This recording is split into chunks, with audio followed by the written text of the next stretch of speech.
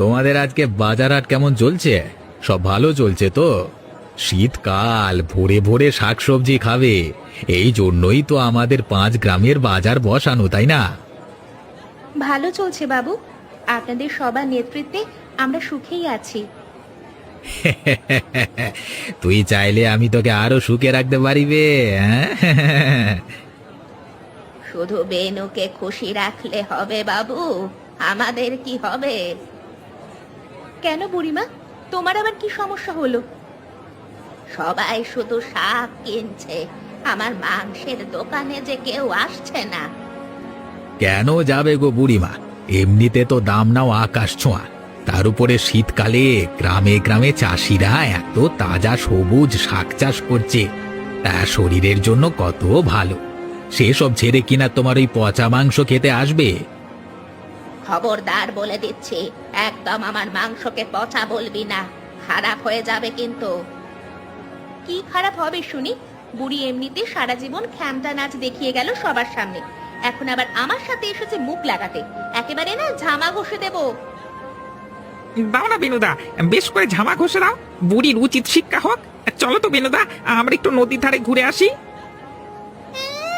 আমার অনামুখ শখ কত, মুখ পোড়া বাঁদর করে ছেড়ে দেব, জুতিয়ে মুখ লম্বা করে দেব। চিনিস আমাকে? আহা, ও তোর সাথে যাবে কেন? যাবে আমার সাথে। আমি কারোর সাথে যাব না, আমি এখানে শাক বিক্রি করতে এসেছি, শাক বিক্রি করে ঘরে যাব। দেখতে পাচ্ছি রে, বাজারে কত নাবড় বাড়ছে তোর। আমিও এখানে সবাইকে বলে যাচ্ছি জোর গলায়, আমার দোকানের মাংস তোমরা কেউ কিনছো না তো কি হয়েছে, একদিন তোমরা বুঝবে মজা, এই আমি বলে গেলাম। এই গ্রাম ছেড়ে আমি চলে যাব চরণ বাবু। কি হয়েছে পিসিমা? এমন কথা কি বলে কেউ? তুমি এই গ্রামের একজন সম্মানীয় ব্যক্তি, কিন্তু আজ আমাকে বাজারে এতটাই অপমানিত হতে হয়েছে যে আমার মনে হচ্ছে এখানে তোমার কথা কেউ আর পাত্তা দেয় না।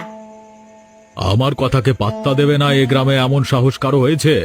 বলো, কি বলবে বলো। ওদের ওদের ওই শাক পাতার ভিড়ে আমার মুরগির মাংস হারিয়ে যাচ্ছে। আমি সারা জীবন এই করে খেয়েছি, এখন বুড়ো বয়সে বাঁচবো কি করে? কথাটা বলতে গেলাম, আমার মুখে যেন একেবারে চড় মারতে এলো সবাই মিলে। সবাই মানে কে কে? আসল হচ্ছে ওই বদমাইশ নলিনী, ওর পেছনে আছে বেনু আর ছোটু। ছোটু তো আমার লোক। সব ওই মেয়ে মানুষটার পেছনে লাইন দিচ্ছে, ভিতরে ভিতরে সবাই ওদিকেই আছে, তোমার মন রাখার জন্য শুধু মুখে ভালো কথা বলে। শোনো শোনো, আমার গ্রামে থাকতে যদি তোমার কিছু ক্ষতি হয়ে থাকে, তাহলে আমি তোমাকে কিছু টাকা দিচ্ছি, নিয়ে যাও। টাকা? এই নাও, এটা আঁচলে বেঁধে সাবধানে নিয়ে যাও, কেউ যেন দেখতে না পায়। কিন্তু আমি এত টাকা নিয়ে কি করব বাবু? আহা, ওরা যদি 5 গ্রামের শাকের ব্যবসা করে, তাহলে তুমি একা 5 গ্রামের মাংসের ব্যবসা খুলবে, সবাইকে দেখিয়ে দেবে যে তুমিও চরণের লোক। আর এই বেনু পালু বুঝবে এই চরণ মণ্ডলের দাপট। আমি তোমার কেনা গোলাম হয়ে থাকবো বাবু, যদি কখনো কোনো রকম দরকার পড়ে আমাকে বলবে, আমি সাহায্য করব, বাকিটা আমি দেখে নেব। ও চরণ বড় দয়াময়, না হলে কি আর আজকের দিনে এতগুলো টাকা কেউ এমনি এমনি দেয়? যাই হোক, তাড়াতাড়ি বাড়ি চলে যাই বাবা, অন্ধকারে এখন দিনকাল ভালো নয়। কি ঠাকমা, আঁচলের ভিতরে কি লুকিয়ে নিয়ে যাচ্ছ? কে কে কে তুই? এত রাতে তুই বাইরে কি করছিস? তুমি এত রাতে বাবুর বাড়ি থেকে আঁচলের ভিতর ধন সম্পত্তি লুকিয়ে নিয়ে ফিরতে পারো, আর আমি বাইরে থাকলেই দোষ? কে বলেছে তোকে যে আমি ধন সম্পত্তি লুকিয়ে নিয়ে যাচ্ছি? তাহলে দেখো না একটু হাতটা খুলে। দেখ নলিনী, বেশি বাড়াবাড়ি করিস না, বাজারের কথা বাজারে হয়ে গেছে, এই রাতের অন্ধকারে আমি কোনো ঝামেলা করতে চাই না, আমাকে তাড়াতাড়ি বাড়ি যেতে দে, আমি বুড়ো মানুষ, ঘরে গিয়ে রান্না খাওয়া করতে হবে। কেন, তোমার ঠিকাদার দালাল বাবুর ঘরে রান্না জুটলো না বুঝি? শুধু টাকা দিয়ে ছেড়ে দিল? কি বলছিস কি তুই? আমাদের বাজার তুলে দেওয়ার জন্য ভালো টাকা তো খেলে, কিছু জানি না ভেবেছো? রাস্তা ছাড়, আমার যেতে দে। দে বলছি বুড়ি, এই বয়সে আবার লোক। এই বুড়ি মরলি নাকি? যাকে যাক চলে যাক, এতগুলো টাকা, আমি তো চললাম নিজের রাস্তায়। এই যদি ছিল তোর মনে, তাহলে বাজারে আমাকে সকালে ওরকম অপমান করলি কেন? আহা, আমি কি রাস্তা নেই নাকি? তুই আমাকে সবার সামনে ওরকম করে বলবি আর চুপ করে থাকলে আমার মান সম্মান যাবে না? তা এখন আমার সাথে পালাচ্ছিস, হ্যাঁ? এতে মান সম্মান যাবে না? থাকবোই না যখন এখানে, তখন চলে যাক না মান সম্মান। এতগুলো টাকা কেমন করে জোগাড় করলাম বল? নিশ্চয়ই একটা বড় হাত মেরেছিস। তো সাধের বাবুর মেরেছি রে। আর এই শকুনের বাচ্চাকে কি করে মারলি? যেমন তুই গৌতম কাকার নৌকা খুলে নিয়ে পালাচ্ছিস তেমন করে। আজ ওই দোচালা বুড়ি গিয়েছিল আমার নামে চুগলি করতে, সেখানে বাবুর কান ভাঙিয়ে খুব পয়সা নিয়েছে। আমি জানতাম এরকম করবেও, তাই আমি চোখে চোখে রেখেছিলাম। আর যেই দেখলাম ওরকম পয়সা, রাস্তাতে বুড়িকে একেবারে খালাস করে দিলি। আবার কি রাখতে আছে নাকি ওসব জাতে দে? বেশ করেছিস, হ্যাঁ? আমরা শহরে গিয়ে খুব সুখে জীবন কাটাবো, বল নলিনী? হ্যাঁ তা কাটাবো, চল না বেটা, তারপর আমি দেখাবো মজা। আমার নামও নলিনী, এমনি এমনি হয়নি। এই নদী ধরে সোজা গেলে একেবারে শহরের ঘাট, সেখানে গেলে আমাদের আর কেউ চিনবে না। নতুন জীবন হবে আমাদের, এই অন্ধকার পেরিয়ে আলোর দেখা পাবো। আলোর জন্যই তো তোর সাথে বেরিয়েছিলে পথে। এখন বকবক না করে তাড়াতাড়ি নৌকা চালা, সকাল হওয়ার আগে শহরে হারিয়ে যেতে হবে আমাদের। না হলে একবার যদি ধরতে পারে, তাহলে এই জলেই কেটে ডুবিয়ে দেবে আমাদের। হ্যাঁ তা যা বলেছিস, তারপর যদি জানে তার নিজের দলের লোক ছোট ওস্তাদ এমন কাণ্ড করেছে, হ্যাঁ? বিচার চাই, বিচার চাই, এই অমানসিকতার জবাব চাই আমাদের। কানে কথা যাচ্ছে না চরণ মণ্ডলের? নাকি এ বাড়িতে আগুন লাগিয়ে শেষ করে দেবো সব? গ্রামে দিনের বেলাতে একটা খুন হয়ে গেল, বেরিয়ে এসো বলছি। শোনো, তোমরা ঝামেলা করো না। ঝামেলা তো করে তো কিছু হবে না, তাই না? আমাদের কাছে খবর আছে বুড়িমা কালকে রাতে তোমার কাছে এসেছিল, আর তারপরেই খুন হয়েছে। এরপরেও বলবে যে তুমি খুনের পেছনে দায়ী নও? আরে আমি সত্যি বলছি, খুনের বিষয়ে বিন্দু মাত্র আমি জানি না। আমার নৌকাটা নদীর ধার থেকে চুরি করে নিয়ে পালিয়েছে খুনি। তো আমাদের সবাইকে হাতে হাত মিলিয়ে ধরতে হবে তাকে। কাকে ধরবে তুমি? তোমার দলের লোক ছোটু, জানো সে কোথায়? না মানে, কিন্তু তার কথা এখানে আসছে কেন? তার কথা এখানে আসছে কারণ সে গ্রামেতে নেই। তাহলে কি তোমরা বলতে চাইছো খুনটা সে করেছে? আর তাতেই প্রমাণিত হয়ে যাচ্ছে যে এর পেছনে তুমি জড়িয়ে আছো, কারণ সে একমাত্র তোমার কথা শুনতো। ভাইরা ভাইরা, আমি বলছি কি, শোনো, সে হয়তো আমার দলে ছিল, কিন্তু বুড়িমাকে আমি যথেষ্ট সম্মান করতাম। আমার কাছে সাহায্য চাইতে এসেছিল বুড়িমা। আমি আমি আমি আমি সাহায্য করেছিলাম, মাত্র মাত্র। কি সাহায্য করেছো আমাদের জানা হয়ে গেছে এক রাতের মধ্যে। এই তোমরা সবাই শোনো, এই বুড়িমার মৃত্যুর বিচার যতদিন না হচ্ছে, এই চরণ ব্যবসায়ীর থেকে গ্রামের কেউ কোনোদিন কোনো ঠিকাদারি করবে না। একটা পয়সার উপর বসে বড্ড বার বেড়েছো তোমরা, হ্যাঁ? তোমাকে এক ঘরে করলাম আমরা। চলে শোনো ভাই, এখনো যে তোমার শরীরে প্রাণ আছে এটাই অনেক, মনে রেখো। আরে বেশ মজা করে খেতে বসেছিস দেখছি। ক্ষমা করবেন বাবু, আসলে সারাদিন কাজ করার পর বড় খিদে পেয়েছিল। আরে চিন্তা করিস নি, তোর কাজ কম করতে আমি এসেছি। কি বলছেন কি বাবু? তুই অসহায় বেদবা মানুষ, একা থাকিস, তোর এত খাটাখাটনি করায় পোষায় না, তাই আজকে দেখে তো চাষ আমি বন্ধ করলাম। কি বলছেন কি বাবু? আমার তো সর্বস্ব ওই শাক চাষ, ওটা বন্ধ করে দিলে তো আমি না খেতে পেরে মরবো। তো তোর জন্য কি আমি উপোস করে মরবো নাকি? দেখ, এই 5 গ্রামের শাকের বাজারে যদি কারোর ব্যবসা হয় সেটা হচ্ছে আমি। তোরা আমার থেকে শাক কিনে ব্যবসা করবি, নিজেরা চাষ করে সব টাকা লাভ করবি, এটাও চলে বেড়া। এতদিন তো তাই করেছি। এতদিন কি করেছিস আমার জানার দরকার নেই। এখন থেকে আমি যা চাইবো সেটাই হবে। বাজারে তোরা নিজেরা চাষ করে 5 টাকায় শাক বিক্রি করছিস, এখন থেকে আমাকে 10 টাকার বান্ডিল শাক কিনবি, তারপর বাজারে যে যত পারিস লাভ করে বিক্রি করবি। কিন্তু এতে তো কেউ আমাদের জিনিস কিনবে না, আর আমাদের সব লাভ শেষ হয়ে যাবে, মানুষের ক্ষতি হবে অনেক। আমিও তো লোকের লাভ ক্ষতি দেখতে পারবো না। শীতকালে শাক সস্তা বলে লোকে কেনে, এখন যদি সেটাও আকাশ ছোঁয়া দাম হয়ে যায়, তাহলে তো লোকে ওই বুড়িমার থেকে মাংস কিনবে গিয়ে। কি বললি তুই? মাংস বেচা বুড়ি সে তো ওপরে গেছে রে, ওপরে ওপরে। মারা গেছে? বুড়ি গেছে, চরণকে ওর গ্রামের লোকেরা এক ঘরে করে দিয়েছে। এখন 5 গ্রামের রাজা আমি, তাই আমার সিদ্ধান্ত এটাই, আজকে বিকেল থেকে আমার দলের লোকেরা তোর জমির শাক কেটে নিয়ে যাবে। বুঝতে গেছ? দাদা দাদা, বড় অসহায় অবস্থার মধ্যে পড়েছি। বেনুপাল আমার সব শাক কেটে নিয়ে চলে যাচ্ছে, আবার বলছে কিনা কাল থেকে নিজের শাক নিজেকেই ওর থেকে কিনে খেতে হবে, অথবা বাজারে বিক্রি করতে হবে। এভাবে চললে তো মরা ছাড়া আর কোনো উপায় থাকবে না। তার মানে গ্রামে যা অনাচার হয়েছে, তারপর সে নাকি রাজা হয়ে উঠেছে, আর বোধহয় আমাদের ওই বাড়িতে থাকা হবে না। আজ বিধবা বলে আমাকে এমন অবস্থার সামনে দাঁড়াতে হচ্ছে। আমাদের কত শখের 5 গ্রামের এক সবুজ শাকের বাজার ছিল, সেও কিনা ধ্বংস হয়ে গেল এভাবে। না, কখনোই হতে পারে না, আমি হতে দেব না। দরকার হলে আমি সবাইকে নিয়ে প্রতিবাদ করব। আর তা সম্ভব নয়, এখন তার প্রচুর ক্ষমতা, গ্রামের সব ভালো ভালো মানুষকে নিজের দলে টেনে নিচ্ছে, আর আমাদের লাথি মেরে ফেলে দিচ্ছে। তুমি কিছু চিন্তা করো না শান্তি, সততার জয় হবে, আমি আছি তোমার পাশে। সেটাই তো ভরসা, সেজন্যই তো আশা তোমার কাছে গৌতম দা।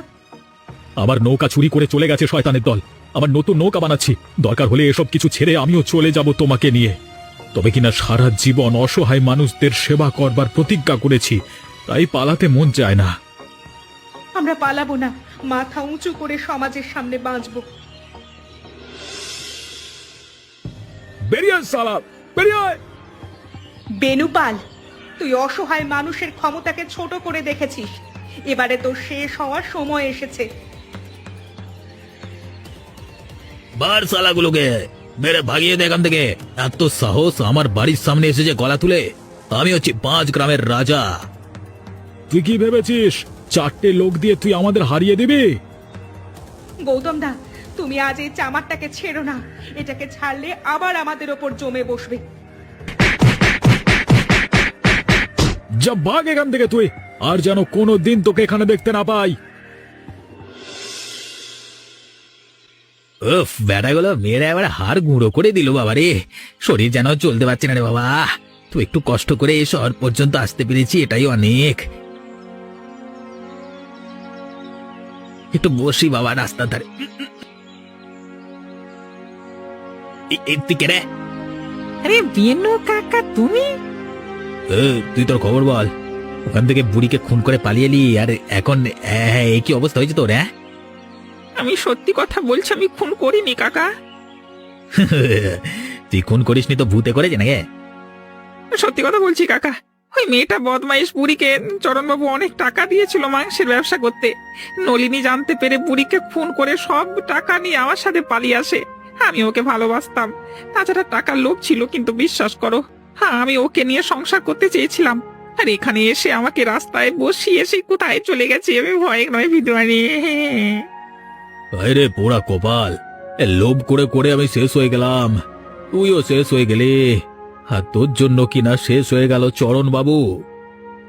কেন, বাবুর কি হয়েছে? সবাই বুড়িকে খুনের দায়ের উপর চাপিয়ে দিয়েছে।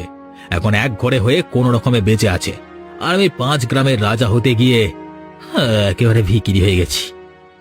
পাপের প্রায়শ্চিত্ত করতে হবে কাকা, তুমি আমাকে একটু সাহায্য করো। আমাদের দুজন কি করতে হবে, না হলে এই জন্মে উদ্ধার হবে না। চল কিছু একটা ভাবনা চিন্তা করি। জীবনটা যে আবার নতুন করে শুরু হতে পারে কোনোদিন ভাবিনি। দেখো, মানুষের একটা কুল ভেঙে যাওয়া মানেই যে সবকিছু শেষ হয়ে যাওয়া, এমনটা তো নয়। ওই শয়তান বেনুপালের অত্যাচারে ভেবেছিলাম হয়তো মরেই যাব একদিন। তুমি যদি ভরসা না দিতে তাহলে আর বাঁচতে পারতাম না। ওই শয়তানটাকে লাথি মেরে তাড়িয়েছি, এটাই শান্তি। কিন্তু তাই বলে গ্রামের মানুষের তো কিছুই ভালো হলো না। 5 গ্রামের শাকের বাজার চলছে বটে, তবে আগের মতো আর সেই জৌলুস নেই। সেটা ফিরিয়ে আনবার দায়িত্ব আমাদের।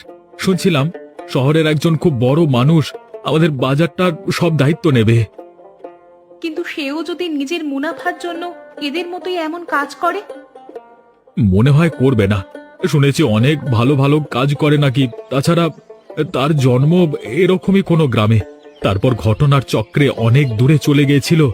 এখন তাই গ্রামের মানুষের ভালো করতে চায়। দেখো, যা ভালো মনে হয় তাই করো। আমি তো আর অত শত বুঝি না।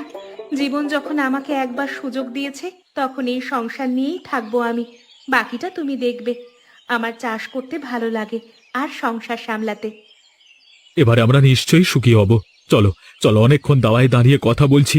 নতুন ঘরে এসেছো, ভেতরে চলো। চরণ কাকা, কাকা জানলাটা একবার খোলো না। কে? আমার জানলায় এতদিন পর কে ডাকে? একবার জানলাটা খোলো না। কি তোরা? আমি ঠিক দেখছি? চরণদা, একবার খোলো দরজাটা, তোমার পায়ে পড়ি। আমরা তোমার কাছে অনেক দোষ করেছি, কিন্তু একটা বার যদি আমাদের কথা শোনো তাহলে আমরা চলে যাব। দিনের বেলা তো আসতে পারি না, আর কার কাছেই বা যাবো? তোমার কাছে অনেক ভরসা করে এসেছি। পাপীরা তো পাপীকেই চিনবে, যদিও আমি কোনো দোষ করিনি। তাও কি জন্য এসেছিস তোরা? এমনিতেই কোনো দোষ না করে দোষের ভাগিদার হয়েছি, এখন আবার তোরা এখানে এসে আমাকে ফাঁসাবি? দাদা বিশ্বাস করো আমাকে, আমি খুন করিনি। এতদিন আমি ভয় কিছু বলতে বা স্বীকার করতে পারিনি, কিন্তু আজ বেনু কাকাকে পাশে পেয়ে একটু সাহস বেড়েছে, তাই অন্তত তোমার কাছে স্বীকার করছি। তুই খুন করিসনি মানে? নৌকাকে চুরি করেছিল? তুমি যখন কমলা ঠাকুমাকে টাকা দিয়েছিলে তখন সেটা নলিনী লুকিয়ে লুকিয়ে দেখেছিল, আর সেই খুন করে আমাকে ভালোবাসা লোভ দেখিয়ে নিয়ে পালিয়েছিল। আমি পরে জানতে পারি তার কাছে চুরির টাকা রয়েছে। লোভ আমিও করেছিলাম তারপরে, তবে খুন আমি করিনি। আর সেই লোভের ফল পাচ্ছি, সে আমাকে ঠকিয়ে চলে গেছে তখনই। আর তখন থেকেই আমি ভিখিরি হয়ে রাস্তায় রাস্তায় ঘুরছি। কিন্তু আমার কাছে এসব বলে কি হবে? আমার অবস্থা তো সবই জানিস তোরা। ভুল তো আমিও করেছি দাদা। আজকে আমাদের তিনজনের অবস্থা একই, কিন্তু জীবনের সত্যটা কি আমরা প্রমাণ করতে পারবো না কোনোদিন? আজকাল তো চেষ্টাও করি না। তোমার বাড়িতে আমাদের একটু লুকিয়ে থাকতে দাও, একটা শেষ চেষ্টা করবো নিজেদের প্রমাণ করবা। অন্তত ভুলটা তো স্বীকার করে নিতে পারবো। তোদের যা ইচ্ছে হয় তাই কর, এমনিতেও আমার বেঁচে থাকতে ইচ্ছে করে না। যদি ওরা পিটিয়ে মারে তাই সই। ভাইরা বোনেরা, আমাদের দুঃখের দিন ঘুচে গেছে। এই গ্রামে এখন আরো বেশি করে শাক উৎপন্ন হবে। আরো অনেক বড় করে চাষি ভাইদের সাহায্য করার জন্য একজন শহরের মানুষ আসছেন। তিনি অনেক টাকা দিয়ে আমাদের বাজারের দায়িত্ব নেবেন। তিনি কালকে আসবেন আমাদের বাজার কিনতে। তোমরা কেউ চিন্তা করো না, এতে তোমাদের আমাদের কারোর অধিকার পূর্ণ হবে না, বরং সবাই আমরা লাভবান হব, কারণ তিনি খুব ভালো মানুষ। আমরা সারা জীবন অনেক কষ্ট করেছি, সাধারণ মানুষের কাজ করবার জন্য আমি জীবন উৎসর্গ করেছি। আর আজকে শেষ মুহূর্তে মনে হচ্ছে গ্রামের মানুষের ভালো করতে পেরে একটু জীবন সার্থক হয়েছে আমার। আসুন দিদি, আপনি আসুন। এই বাজারটাই হচ্ছে 5 গ্রামের শাকের বাজার। এখন থেকে এই বাজারের সমস্ত দায়িত্ব আপনার। বিশ্বাস করতে পারেন আমাকে, আমি গ্রামের মানুষের মতো কাউকে ঠকাই না। শালা বদমাইশ মেয়ে ছেলে, খুন করে চুরি করে লোক ঠকিয়ে স্বাদ মেরে নিয়ে এখন এসেছিস আমাদের বাজার কিনতে। কি ভেবেছিস? হ্যাঁ, 5 গ্রাম কিনে নিয়ে এখন বাজারে নিজে পছন্দের ঘর বাড়ি বানাবি, আর আমার লোকেদের লাথি মেরে তার কবি? কিরে এই এই খুনির বাচ্চা, এতদিন পর তোর সাহস হয় কি করে এখানে আসতে? সাহস এই মেয়ে ছেলেটা দিয়েছে। এই যে ওইটা। আমরা তো ভুল করেছিলাম, কিন্তু তুমি এত বিচক্ষণ হয়ে না জেনে বুঝে গোটা গ্রামটাই বিক্রি করে দিতে চলেছিল গৌতম। নলিনী তুই আজকে সত্যি করে বলে দে, সেদিন বুড়িকে খুনটা কে করেছিল? না হলে কিন্তু গ্রামের আর সবাই কিছু না বললেও আমরা 3 জনে তোকে ছাড়বো না। এ বাড়ি ঘরদোর তুই কিভাবে বানিয়েছিস? টাকার লোভে কমলা বুড়িকে খুন করেছিলাম আমি, কিন্তু অত রাতে আমি একা মেয়ে মানুষের পক্ষে অত টাকা নিয়ে পালানো সম্ভব ছিল না। তাই ভালোবাসার নাটক করে ছোটকে ফাঁসিয়েছিলাম। আমার অনেক বড় হওয়ার শখ হয়েছিল, কিন্তু যতই টাকা কামিয়েছি অহংকার আরো বেড়েছে। আর সেই অহংকারের বলেই আমি আজ এসেছিলাম অল্প টাকা দিয়ে তোমাদের গোটা 5টা গ্রাম কিনে নিতে, এই কাগজে সই করিয়ে। কিন্তু পারলাম না, হেরে গেলাম। দেখলে তো তোমরা সবাই আসল দোষীকে। ছোট বেরু ওরা তো কিছু না কিছু ভুল করেছিল, তবে তা ক্ষমা পাওয়ার যোগ্য। আমি তো কোনো দোষ করিনি, তাও দোষের ভাগিদার হয়েছে এই শয়তানের জন্য। আর তোমার কাছে আমার কিছু বলবার নেই, যা ভালো বোঝো করো। না না, সঠিক বিচার হবে। এখন থেকে চরণদা, বেনুদা আর ছোটু এই বাজারের দায়িত্বে থাকবে। আর আমি এক্ষুনি পুলিশ ডেকে এই মেয়ে ছেলেটাকে ধরিয়ে দেব। আমি আগেও যেমন ছিলাম সাধারণ, এখনো তেমন থাকবো। তোমরা পারলে আমাকে ক্ষমা করে দিও। হায় রে কপাল, শেষ পর্যন্ত সব হিসাব মিলে যায়। তোমরা আমাদের সঙ্গে থাকো, আর এই গল্প কেমন লাগলো জানাতে ভুলো না।